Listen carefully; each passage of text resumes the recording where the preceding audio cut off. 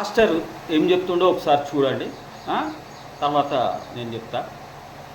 యేసు లేకుండా ఇల్లు కట్టగలవు, యేసు లేకుండా ఉద్యోగం సంపాదించగలవు, యేసు లేకుండా ఆస్తిపాస్తులు సంపాదించగలవు. యేసు లేకుండా పరలోకం వెళ్ళడం నీ తరం కాదు కదా, మీ తాత తరానికి కూడా కుదరదు కుదరదు కుదరదు. నీకు అర్థమవుతుంది?